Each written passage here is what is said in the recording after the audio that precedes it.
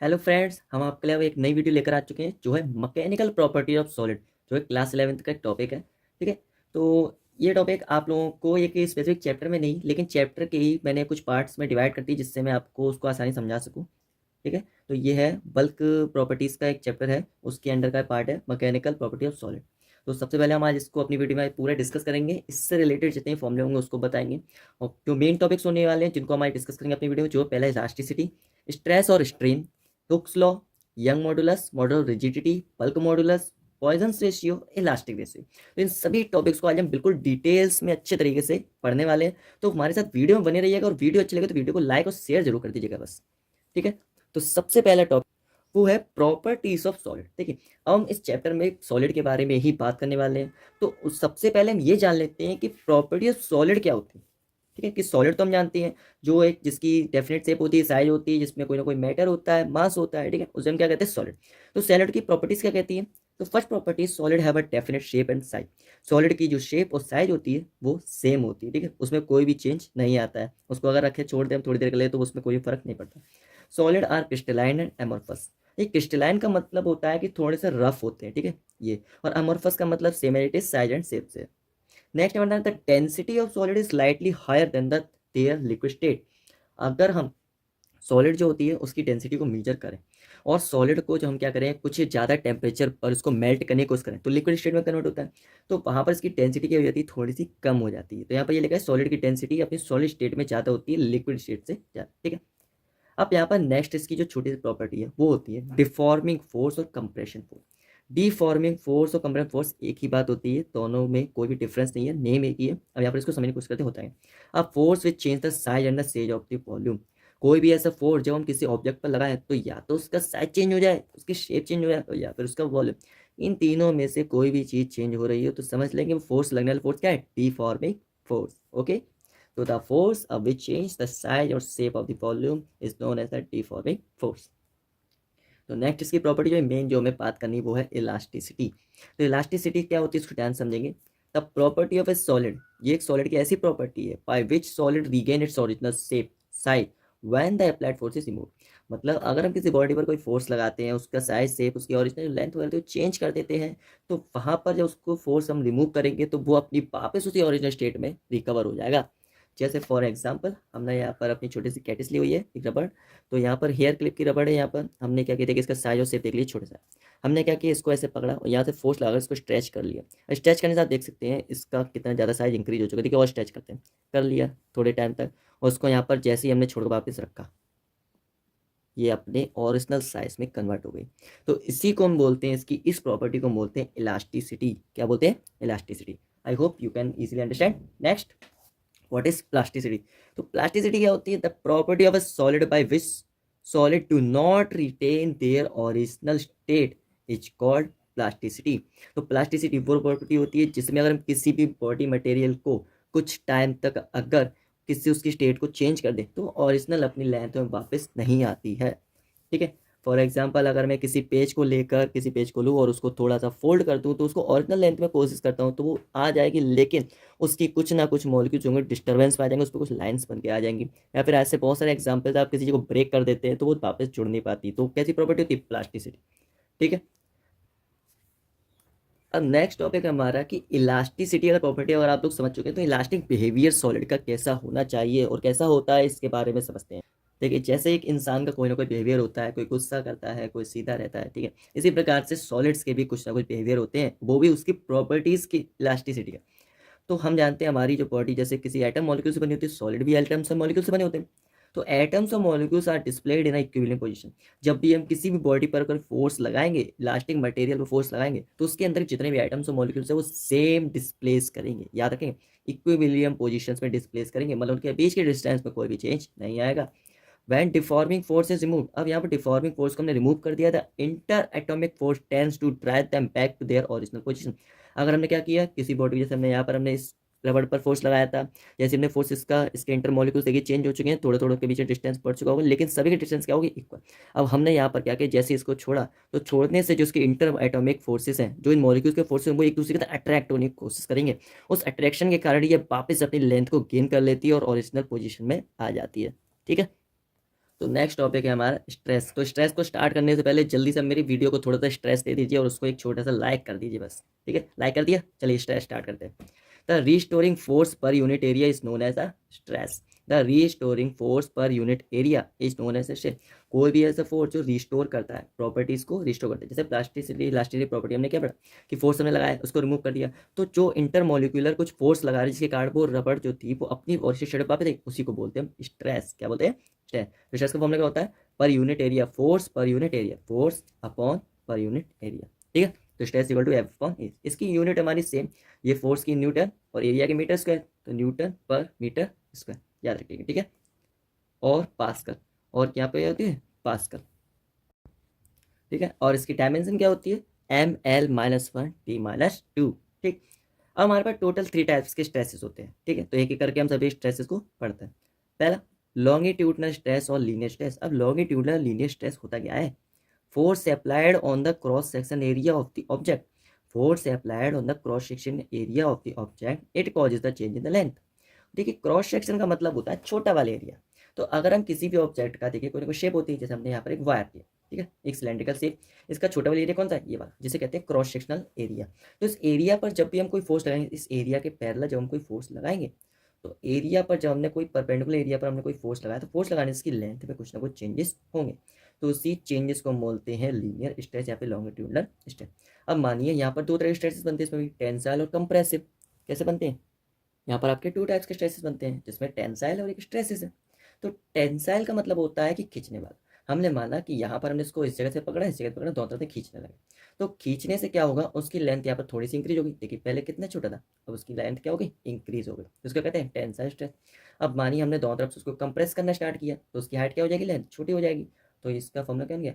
यहाँ पर क्या हो गया? Compressive stress. यहाँ पर लेंथ मैंने कुछ गेन किया है, इसलिए एल प्लस डेल्टा है। यहाँ पर लेंथ ने कुछ रिमूव किया अपने में से, ठीक है, लेंथ में कमी आई है, तो एल माइनस डेल्टा एल इसलिए। Okay, next thing is second one is normal stress और हाइड्रोलिक स्ट्रेस या फिर वॉल्यूम स्ट्रेस। इसको तीनों नाम से बुलाया जाता है, आप जो भी कहना चाहें। तो वॉल्यूम स्ट्रेस उसको बोला जाता है जिसमें वॉल्यूम में चेंज आता है। यहाँ पर वायर में किस में चेंज हो रहा था? लेंथ में। यहाँ पर चेंज किस में आ रहा है? वॉल्यूम में। हम जानते हैं वॉल्यूम जो होता है वो शेप और साइज के साथ डायरेक्टली प्रोपोर्शनल होता है। तो शेप, साइज या वॉल्यूम तीनों चीज कोई भी चेंज हो, यहाँ पर तीनों एक साथ ही चेंज हो रहे हैं। ठीक है, तो वॉल्यूम चेंज होता कैसा है? जब किसी ऑब्जेक्ट पर हम क्या करते हैं, चारों तरफ से, ठीक है, उसके सभी डायरेक्शन से एक इक्वल फोर्स लगाते हैं, तो वो सभी डायरेक्शन से इक्वली डिस्ट्रीब्यूट होकर उसका मास डिस्ट्रीब्यूशन इक्वल होता है, उसके जितने मॉलिक्यूल्स होते हैं उनमें अट्रैक्शन इक्वल आता है। ठीक है, तो यहाँ पर बॉडी सिमिलर डायरेक्शन से और सिमिलर वेट से फोर्स लेने के कारण, अप्लाइड होने के कारण एक ही स्ट्रेस के साथ कंप्रेस होती है। ठीक है, क्या होती है? कंप्रेस होती है। तो यहाँ पर जैसे हमने फोर्स लगा दिखाया, तो रेडियस जो इसकी थी, इस वाली एक बॉल हमने ली है जिसकी रेडियस 20 में दिखाई है, तो उस पर कुछ फोर्स लगाया, तो उसके बाद उसका वॉल्यूम कितना बचेगा? इतना। ठीक, तो यहाँ पर कोई भी हमारा फ्लक्चुएशन नहीं है, सभी रेडियस सेम है। ओके, और यहाँ पर सभी प्रकार के फोर्सेस भी जो लगाए जा रहे हैं सभी क्या है? सेम है। ठीक है, तो नेक्स्ट टॉपिक हमारा सियरिंग स्ट्रेस और टेंजेंशियल स्ट्रेस। तो टेंजेंशियल से ही हम समझ जाते हैं कि किसी ऑब्जेक्ट की जब किसी कॉर्नर पर अगर कोई फोर्स लगाएंगे तब। ठीक है, यहाँ पर हमने क्या किया, ये किस पर चेंज करता है? पहले हम देख लेते हैं शेप पर। तो शेप कैसे चेंज होती है? जैसे हमने कोई बॉक्स लिया, उस बॉक्स को नीचे से फिक्स कर दिया, उसको नीचे रखा हुआ, जब हम उस पर थोड़ा सा फोर्स लगाएंगे तो क्या हो जाता है? अपनी पोजिशन, क्योंकि उसके नीचे की तो फिक्स है नीचे वाली प्लेट, तो क्या करिए, थोड़ा सा किसी एंगल पर डिस्प्लेस हो जाएगा। किसी एंगल पर क्या हो जाएगा? डिस्प्लेस, जिस एंगल को हमने क्या माना है? थीटा। यहाँ पर एंगल फाइव भी हो सकता है, इससे कोई प्रॉब्लम नहीं है। ओके, इसके बाद हमारा आता है स्ट्रेन। अच्छा, स्ट्रेन क्या होता है? It is the ratio of change in dimension to the original dimension. तो जो हमने अभी तक तीनों स्ट्रेस पढ़े, हमने वहाँ पर देखा कोई एक अपनी वॉल्यूम में चेंज हो रहा था, किसी की लेंथ चेंज हो रही थी, तो किसी का स्ट्रेस होने के कारण साइज चेंज हो रहा था, शेप चेंज हो रही थी। तो इन्हीं तीनों के डिपेंडेंट पर हमने स्ट्रेन भी 3 टाइप्स के यहाँ पर फाइंड किए हैं। ठीक है, जिसमें उनका रेशियो जो होगा, जो चेंज इन डायमेंशन का जो रेशियो होगा ओरिजिनल डायमेंशन से, वही उनका स्ट्रेन कहलाएगा। तो सबसे पहला यहाँ पर आपको नोट यहाँ पर हमने लिख कर दिया है कि इट हैज नो यूनिट और नो डायमेंशन, क्योंकि हम जानते हैं स्ट्रेन जो हम निकालेंगे दोनों ही वैल्यू, डायमेंशन जरूर चेंज हो रही है लेकिन उनकी जो वैल्यू, जैसे लेंथ, लेंथ चेंज हो रही है, वॉल्यूम, वॉल्यूम चेंज हो रहा है, यहाँ पर हमारा साइज है, शेप है, एंगल चेंज हो रहा है, दोनों रेशियो की डायमेंशन होंगी सेम होंगी, तो इसलिए दोनों एक दूसरे कैंसिल आउट कर देंगे, तो ना तो यहाँ पर कोई यूनिट बचेगी, ना ही यहाँ पर कोई डायमेंशन। ठीक है, तो सबसे पहले टाइप्स ऑफ स्ट्रेन पहला क्या हो गया? सेम भाई, लॉन्गिट्यूडनल स्ट्रेन या फिर लीनियर स्ट्रेन। तो जो क्या था? Change in length upon original length, change in length upon original length. Volume strain क्या होता है? वॉल्यूम स्ट्रेन, ठीक है, तो वॉल्यूम स्ट्रेन यहाँ पर क्या होता है? तो change in volume over original volume. Change in volume मतलब डेल्टा वी, ओरिजिनल वॉल्यूम मतलब कैपिटल वी। शियर स्ट्रेन या फिर टेंजेंशियल स्ट्रेन। तो टेंजेंशियल हमने पढ़ा था, यहाँ पर एंगल हमने लिया था, तो एंगल हमारा क्या हो जाएगा, change in angle upon original angle जो है डेल्टा थीटा अपॉन थीटा। अच्छा देखिए यहाँ पर एक फॉर्मूला और डिस्क्राइब होता है कि हम जानते हैं कि अगर हम यहाँ से ध्यान से इस प्लेट पर वापस देखें तो इसकी कोई ना कोई एक डिस्टेंस होगी जो हमारी कन्फर्म है, फिक्स्ड है।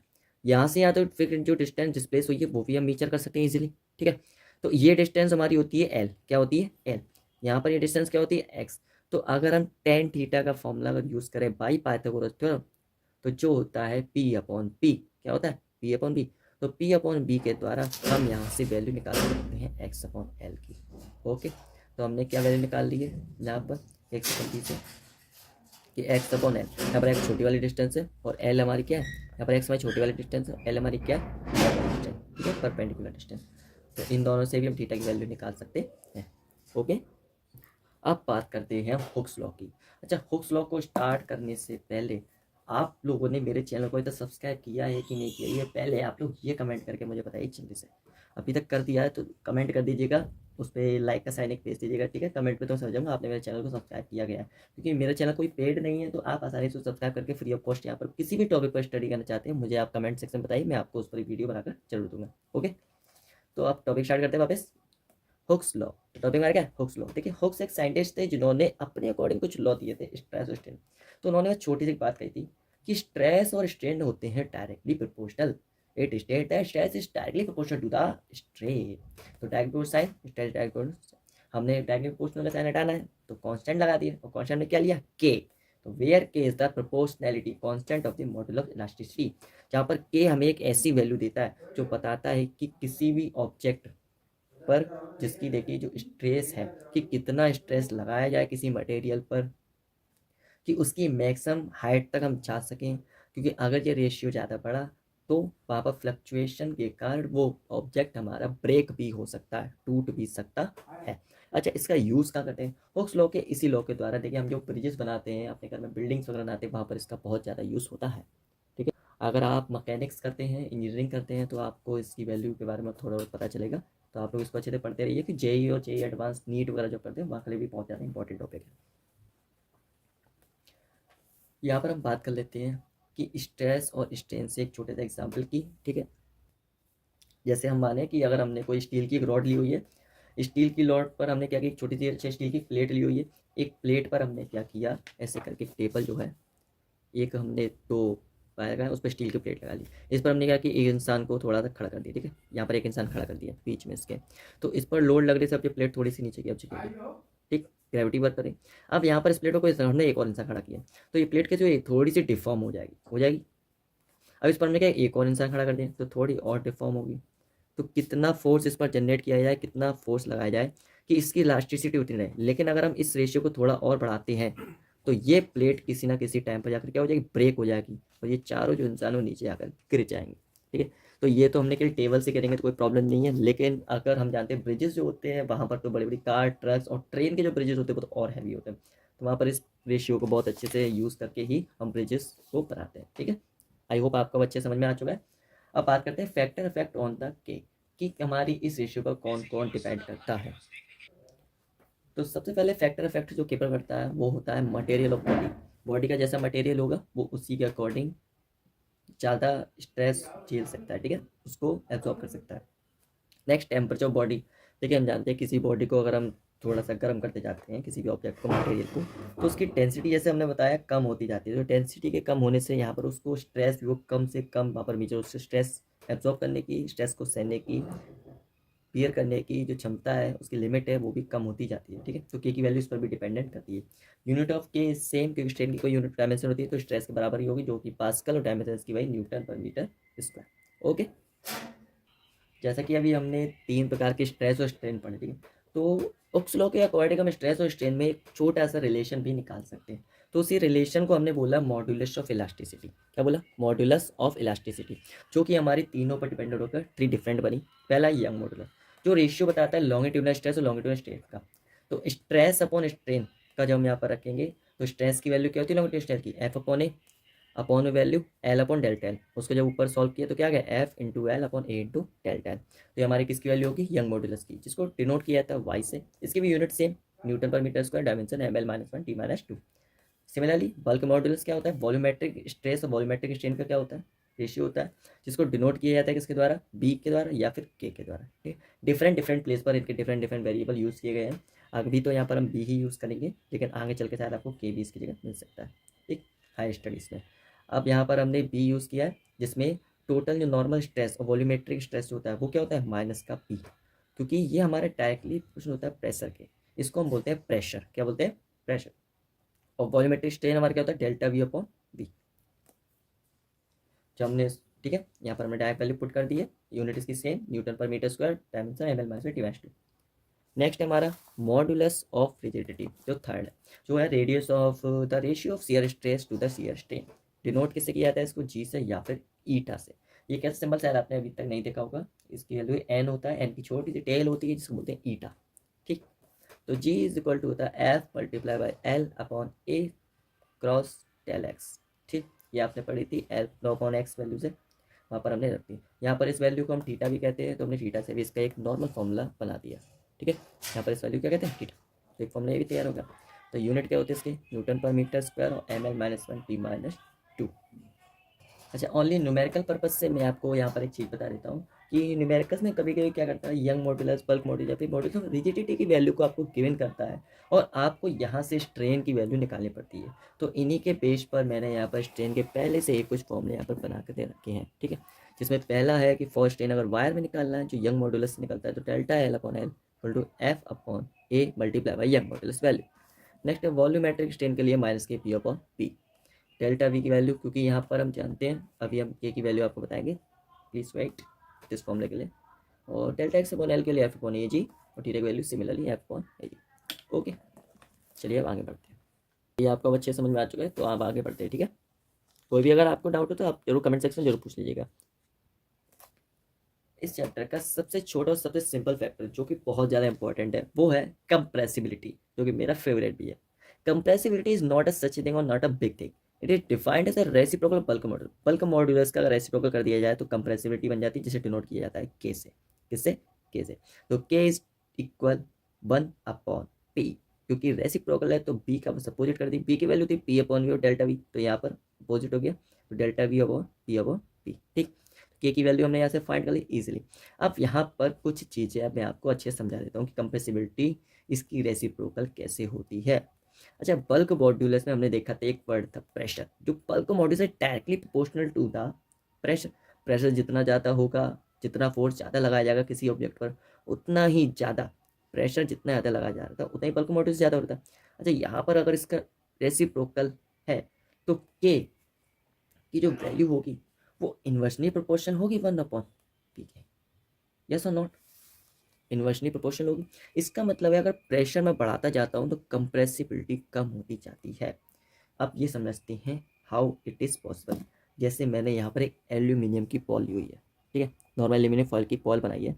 यहाँ पर अगर मैं इसको यहाँ पर इस जगह रख दूँ और इसको प्रेस करने की कोशिश करूँ, ठीक, मैं इसको जितना ज़्यादा प्रेशर लगाता हूँ लेकिन ये फिर भी बहुत ही कम कंप्रेस हो पा रही है। ठीक है, इसमें मतलब ज़्यादा दाब नहीं लगा, इसको मैं जितना टाइट कर दिया है, इसको दबाने की कोशिश करता हूँ, बहुत ज़्यादा प्रेस लगाना, ठीक है, तो इसको कंप्रेस तो ये थोड़ी सी हुई है, मुझे यहाँ से डिस्प्लेस हो रही है, आप शायद इसको कैमरे में देख पा रहे हो, तो थोड़ी सी इसमें कंप्रेसिबिलिटी आई है। यहीं पर अगर मैं इसकी जगह एक नॉर्मल पेपर ले लेता हूँ और पेपर को एक फोल्ड कर देता हूँ, पेपर फोल्ड करना है, और इस पर छोटा सा अगर नॉर्मल सा अपने हाथों से प्रेशर लगाओ, ठीक है, यहाँ पर तो आराम से यानी फोल्ड हो पा रहा है। इसकी जो क्या है कंप्रेसिबिलिटी, आराम से यार आसानी से कंप्रेस हो रहा है, नॉर्मल प्रेशर, तो प्रेशर कम लगाया, इसकी कंप्रेसिबिलिटी बढ़ गई, ये आसानी से दबने लगा। लेकिन यहाँ पर मैंने क्या कहते हैं, इस बॉल में प्रेशर बहुत ज़्यादा लगाया था लेकिन कंप्रेस ये बॉल बहुत कम हो पा रही थी। तो ये कंप्रेसिबिलिटी आपको यही बताती है कि किसी की मटेरियल की कंप्रेसिबिलिटी कम होगी तो उस पर प्रेशर आपको ज़्यादा लगाना पड़ेगा। जैसा कि हमने यहाँ पर ऑर्डर ऑफ कंप्रेसिबिलिटी में यहाँ पर बताया है कि solid material, liquid material, gas, अगर हम तीनों को एक साथ रखें उन पर सेम प्रेशर से अगर फोर्स लगाए, सेम प्रेशर लगाए, तो वहां पर सबसे पहले जो चीज़ कंप्रेस होगी वो होगी गैस। क्या होगी, गैस। गैस के बाद होगा लिक्विड और लिक्विड के बाद होगा सॉलिड। ठीक है, तो यहाँ पर ऑर्डर ऑफ कंप्रेसिबिलिटी इसको बोला जाता है solid is less than liquid is less than gas. ठीक है, आई hope you can easily understand. इस यूनिट का छोटा सा एक न्यूमेरिकल बेस्ड इंपॉर्टेंट टॉपिक जो है पॉइजन्स रेशियो, जो कि मोस्ट इंपॉर्टेंट के साथ साथ इस चैप्टर का हमारा सबसे लास्ट टॉपिक भी होने वाला है। तो टॉपिक तुम्हारा लास्ट आ गया, वीडियो भी खत्म होने वाली है। आई होप आपने इस छोटे से 20 मिनट्स के शॉर्ट्स में मैंने इस पूरे चैप्टर के एक बहुत इंपॉर्टेंट 30% सिलेबस को खत्म कर दिया है।